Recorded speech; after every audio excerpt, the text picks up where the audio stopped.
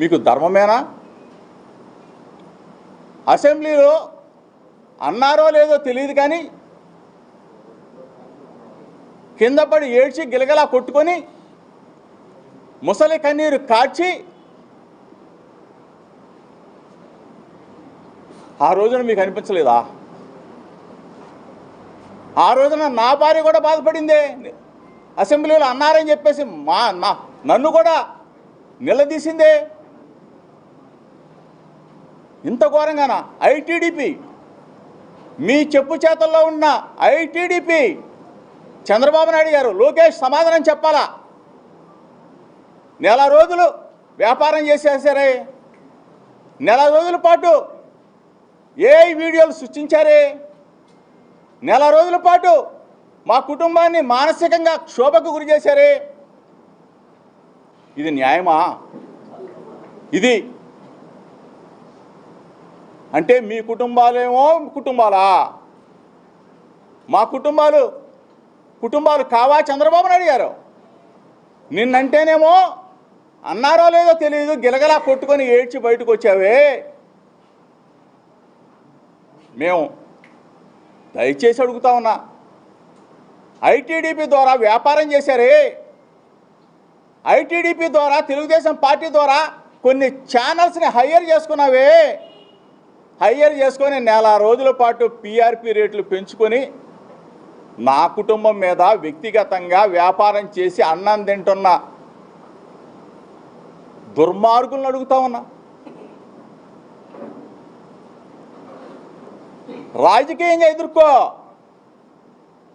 రాజకీయంగా రా. 2 సంవత్సరాల 3 నెలల పాటు నువ్వు అధికారంలోకి వస్తే, మొట్టమొదటి నువ్వు అధికారంలోకి వచ్చిన తర్వాత 2 నెలలకే నా కుమారుడు రాజీవ్ని అరెస్టు చేయించావే, జైల్లో పెట్టించావే. అయినా దడవలా. చంద్రబాబు నాయుడు ఇంటి దగ్గర ధర్నా చేశానని చెప్పేసి సుప్రీంకోర్టు దాకా వెళ్ళి జోగి రమేష్ని అరెస్ట్ చేయాలని చెప్పేసి తపన పడ్డావే.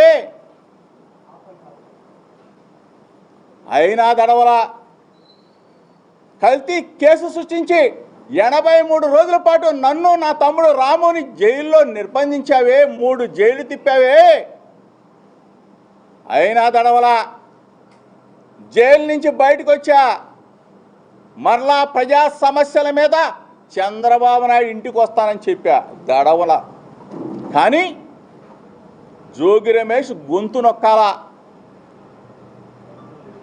జోగి రమేష్ గొంతు నొక్కినా, పేక పిసికినా ఈ గొంతు ఆగదని చెప్పేసి చంద్రబాబు నాయుడికి, లోకేష్కి ఇద్దరికి చెప్తా ఉన్నా. దయచేసి చాలామంది మిత్రులు అనుకుంటారు, ఎందుకు జోగి రమేష్ చంద్రబాబు నాయుడిని లోకేష్ని టార్గెట్ చేశాడు, వాళ్ళ కుటుంబ విషయం కదా అని చెప్పి అనుకుంటారు.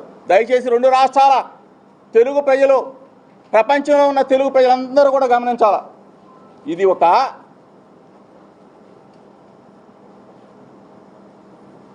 కథ, స్క్రీన్ ప్లే, డైరెక్షన్, యాక్షన్ అందరూ కూడా ఎవరనేది ఈ ప్రపంచానికి తెలుసు. ఎఫ్ఐఆర్లో పొందుపరిచిన అంశాలన్నీ కూడా ఒక్కసారి మీరు దయచేసి మీడియా మిత్రులు, రాష్ట్ర ప్రజలకి తెలియజెప్పండి. తెలుసు దాంట్లో ఉన్న విషయాల్ని. ఎక్కడికి వెళ్ళారు మీరు?